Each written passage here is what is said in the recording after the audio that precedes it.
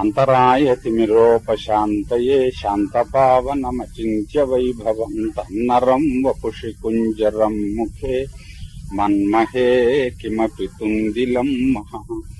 శరణం కరవాణి శర్మదంతే చరణం వాణి చరాచరోపజీవ్యం కరుణామసృణైః కటాక్షపాతైః కురు మామంబ కృతార్థసార్థవాహం. గురుర్బ్రహ్మా గురుర్విష్ణుర్గురుర్దేవో మహేశ్వరః గురుః సాక్షాత్ పరం బ్రహ్మ తస్మై శ్రీ గురవే నమః. వ్యాసం వసిష్ఠనప్తారం శక్తేః పౌత్రమకల్మషం పరాశరాత్మజం వందే సుకతాదంతపోనిధిం. అచతుర్వదనో బ్రహ్మా ద్విబాహురపరో హరిః అఫాలలోచన శంభుర్భగవాన్ బాదరాయణః. వంశీ విభూషితకరన్నవనీరదాభాత్ పీతాంబరాదరుణబింబఫలాధరోష్ఠాత్ పూర్ణేందు సుందరముఖాదరవిందనేత్రాత్ కృష్ణాత్ పరం కిమపి తత్వమహం న జానే. గోష్పదీకృతవారాశిం మశకీకృతరాక్షసం రామాయణ మహామాలారత్నం వందే నీలాత్మజం. ఆపదామపహర్తారం దాతారం సర్వసంపదాం లోకాభిరామం శ్రీరామం భూయో భూయో నమామ్యాం.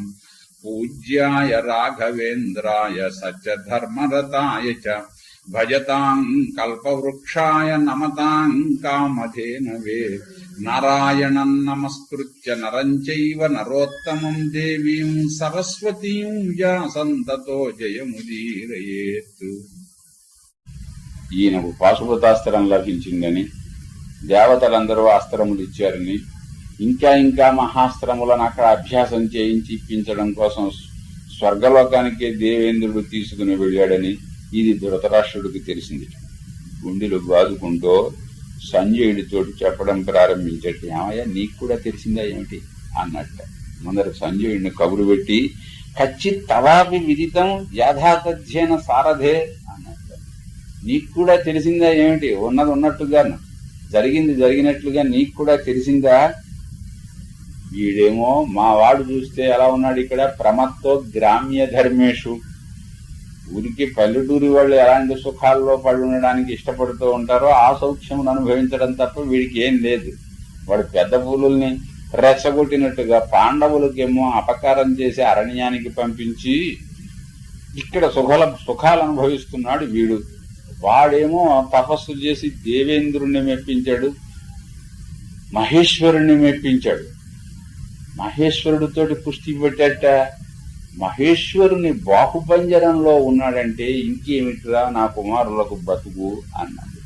శివ స్పర్శ జరగడమే శివునికి ప్రతీకగా మంత్రములతోటి ప్రతిష్ఠించినటువంటి మల్లికార్జున స్వామిని ముట్టుకున్నామంటే మనం తరించాము అని చెప్పి అనుకుంటున్నాం. ఆయనకు చిహ్నముగా ఉన్నటువంటి శివలింగమును ఇక్కడ సాక్షాత్తు శివుణ్ణే స్పృశిస్తే ఇక చెప్పేది ఏమున్నది?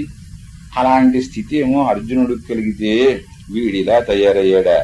మమ పుత్ర దురాత్మాన సర్వే మృత్యువశానుగా, వీళ్ళుట్టి దుర్మార్గులు, ఇంక మృత్యువశం అయిపోయారు వీళ్ళు అని చాలాసేపు దుఃఖించి ఇంతకీ నువ్వేమనుకుంటున్నావు అన్నాడు. మళ్ళీ సంజయుడు ఏమనుకుంటున్నాడు అని నీకు కూడా తెలిసిందా, నువ్వు విన్నావా అన్నాడు. యదేతత్ కధికం రాజన్ త్వయా దుర్యోధనం ప్రతి సర్వమేతద్ యథాతత్వం.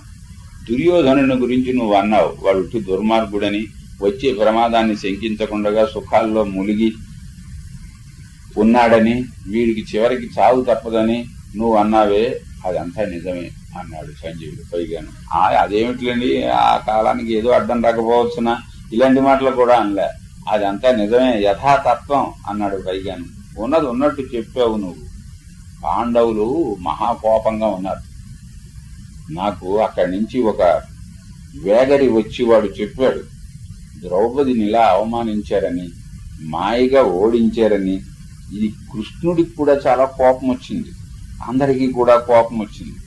పైగా కర్ణుడు నానా మాటలు అన్నాడంటే జుగుప్సంతి అసహించుకుంటున్నారు. కర్ణుడిని ఎప్పుడు ముందర పడదామా అని చెప్పని దుశ్శాసనుని వాళ్ళందరూ కూడా ఆలోచిస్తున్నారు. ఇంకొకటి అతడు కిరాత వేషం వేసుకుని శివుడు రావడము ఇదంతా కూడా నిజమేట. అర్జునుడు ఇప్పుడు స్వర్గలోకంలో ఉన్నట్ట, మహేశ్వరుడు అనుగ్రహించిన మాట నిజమే అని వాళ్ళు ప్రతిజ్ఞ చేసినట్లుగా వాడు తొడలు విరగొట్టగా మానడు, వీడు కర్ణుని చంపక మానడు, వాడు దుశ్శాసనుని భీముడు సంహరించక మానడు. ఇదంతా కూడా 13వ సంవత్సరం గడిచింది అంటే జరిగిపోయేటట్లుగానే ఉన్నది. అంతం పార్థ కరిష్యంతి భార్యామర్ష సమన్విత. మరో పాపం ఏదైనా అయితే వాళ్ళు సర్దుకుని వాళ్ళేమో. మహాపతివ్రత అయినటువంటి భార్యను అవమానించారు అన్న కోపం బాగా వచ్చి ఉన్నది గనక అంత సమర్థులైన పాండవులకు వాళ్ళు వీళ్ళని అంతం చేస్తారనే నాకు కూడా అనిపిస్తోంది. ఇదం హి సుమహచ్చిత్రం అర్జునస్యేహ సంజయ మహాదేవేన బాహుభ్యాం యత్సమేత ఇతి శృతి. అదేనయ్యా అన్నింటికంటే ఆశ్చర్యంగా ఉంది. ధృతరాష్ట్రుడు అంటాడు, మహాదేవుని బాహువులలోకి వీడు వెళ్ళాడు అంటే ఇదే పరమాశ్చర్యంగా ఉంది. ఇంకా పాండవుడు చెయ్యలేనిది ఏముంటుంది? సర్వథా నహి మే పుత్రాః సహామాత్యాః ససౌబలాః. నువ్వు చెప్పినట్టు ఏ విధంగా చూసినప్పటికీ ఇంకా నాకు వడుకులు లేరయ్య, వీళ్ళు ఉండరు, వాళ్ళ మంత్రులు ఉండరు, వాళ్ళకి తోడుపడినటువంటి వాళ్ళు ఉండరు అని ఈయన గారు ఇక్కడ బాధపడ్డాడు. అయిన తరువాత సంజయుడు ఇంకా ఈయన ప్రశ్నలు వేస్తూ ఉండం, ఇలాంటి మాటలే సంజయుడు చెబుతూ ఉండం. ఇంకా ఆయన అడిగే కొద్దీ ఇదివరకోసారి అన్నానే జ్యోతిష్కుడి దగ్గరికి వెళ్లి ప్రశ్నలు వేయకుండా ఉండాలి, కానీ అది చెప్పింది ఏదో బుద్ధిమంతుడిగా వినొస్తే పర్వాలేదు. ప్రశ్నలు వేసే కొలది ఇంకా ఆయన చెప్పని ప్రశ్నలు వేస్తూ ఉంటే వీడు వినకూడనటువంటి విషయాలు బయటపడుతూ ఉంటాయి. ఇంకేం విన్నావు అంటే కృష్ణుడు దృష్టజుమ్నుడు వాళ్ళందరూ వచ్చారా, అప్పుడు పాండవులు 13వ సంవత్సరం తర్వాత యుద్ధం వస్తుంది, నువ్వు రథం తోలవలసి ఉంటుంది అని కృష్ణుడిని అడిగారు.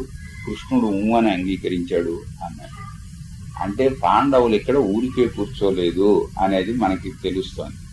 వీడు ఎలాగా మేము ఇవ్వకూడదు అని వాళ్ళు అక్కడే నిర్ణయించుకున్నారు కదా. ఒకవేళ కర్మంజాలకు వాళ్ళు అజ్ఞాతవాసం పూర్తి చేసి వచ్చినా వాళ్ళకి రాజ్యం ఇచ్చేది లేదు అన్న నిర్ణయం ఆ వేళే వాళ్ళు చేసేసుకున్నారు. వీడు ఇచ్చేవాడు కాదు అన్న సంగతి వాళ్ళకి తెలుసు.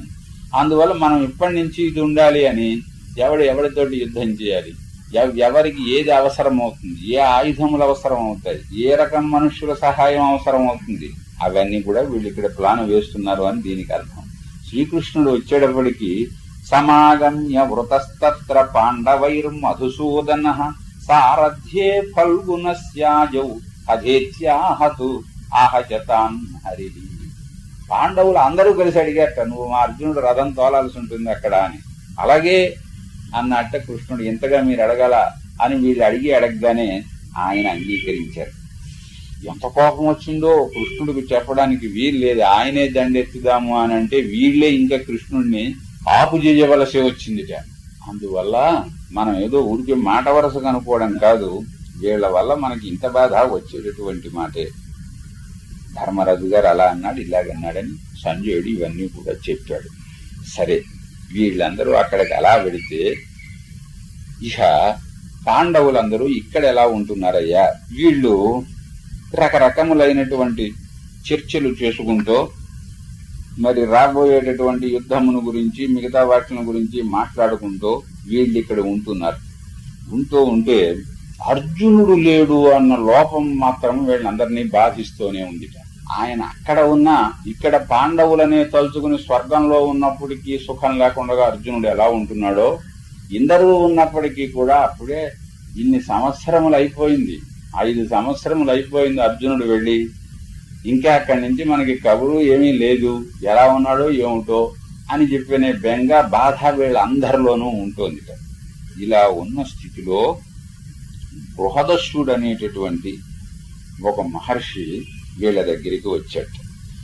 మహర్షుల యొక్క అనుగ్రహము, వీళ్ళు అరణ్యవాసం ఈ అడవిలోకి వెళితే వీళ్ళు ఇంతంత తిండి తినేవాళ్ళు, ఇంతంత సుఖాలు అనుభవించిన వాళ్ళు, వీళ్ళు అంతటా వాళ్ళే పోతారు, ఏ క్రూర మృగాల్లో తినేస్తాయని కూడా అనుకున్నారు. వాళ్ళు తర్వాత తెలుస్తుంది, ఆ మాటల్లో అది కూడా వస్తుంది.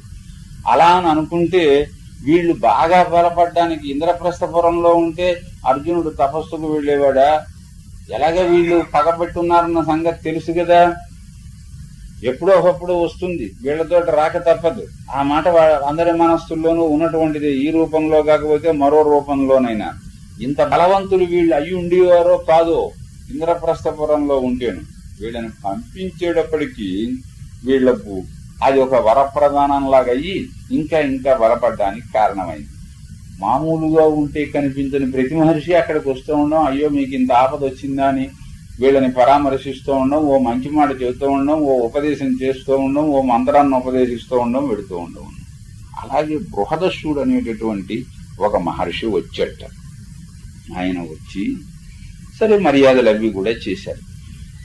అస్థిరాజా మయా కశ్చిదల్పభాగ్య తరో భువి భవతా దృష్టపూర్వో వా శ్రుతపూర్వోపి వా క్వచిత్ నమతో దుఃఖితతరః పుమానస్తి మే మతి. ఆయనకి నమస్కారాలు చేసి స్వాగత వాక్యములు చెప్పే సందర్భంలోనే ధర్మరాజు గారు అన్నట్ట, మహర్షి ఇంత మహానుభావుడు, నువ్వు ఇందరిని చూసావు కదా, నా అలాంటి దౌర్భాగ్యుడు ఎక్కడైనా ఉన్నాడా? నాకంటే హీనుడు నీకు ఎక్కడైనా కనిపించాడా? ఇటువంటి కష్టాలు పడినవాడు ఇంకొకడు ఎవడైనా, అల్పభాగ్యతరహ ఇంకొకడు ఎవడైనా మీకు కనిపించాడా? ఇంతకంటే దుఃఖాలు పడ్డవాడు మీకు ఎవరైనా కనిపించారా అన్నట్ట. ఏమిటయ్యా, నీకంటే కష్టాలు పడ్డవాళ్ళు ఎవరు ఉన్నారు అని అంటావా? లేకపోవడం ఏమిటి? వాళ్ళతోటి పోలిచి చూస్తే నీదేం కష్టం అని, నీకంటే ఎక్కువ కష్టపడ్డవాళ్ళు ఉన్నారు, వాళ్ళ సంగతి చెబుతాను వినమన్నాడు. జీవితంలో కష్ట సుఖాలని ఎలా చూడాలి అన్న విషయంలో వస్తుంది. మనకి కష్టం వచ్చినప్పుడు మనకంటే కష్టపడుతూ ఉన్న వాళ్ళని చూసి మనం ధైర్యం తెచ్చుకోవటం. మనం అదృష్టవంతులం కనుక ఈ మాత్రం కష్టంతో మనల్ని వదిలేశాడు భగవంతుడు. వాళ్ళకి ఇంకా ఎంత కష్టపడుతున్నారు వాళ్ళు అని మనకంటే కష్టపడే వాళ్ళని చూసి మనం కష్టంలో ధైర్యం తెచ్చుకోవాలి. మనకి సౌఖ్యం వచ్చినప్పుడు మనదేమి సౌఖ్యం? ఓ 1,00,000 సంపాదిస్తే అయిపోయిందా? ఓ 1,00,00,000 సంపాదిస్తే అయిందా? 10 కోట్లు సంపాదిస్తే అయిందా? ఎన్ని కోట్లకు అధీశ్వరులైన వాళ్ళు ఎంతమంది లేరు? వాళ్ళ సౌఖ్యములతోటి పోలి చూస్తే మనదేమి సౌఖ్యము అని అనుకుని మనస్సులో గర్వం రాకుండా చూసుకోవాలి అని చెబుతాడు. సరిగ్గా అలాగే ఈయన చెబుతున్నాడు. స్వస్తి ప్రజాభ్య పరిపాలయంతాం న్యాయేన మార్గేణ మహీం మహిషా గోబ్రాహ్మణేభ్య శోమస్తు నిత్యం లోకాః సమస్తాః సుఖినో భవంతు.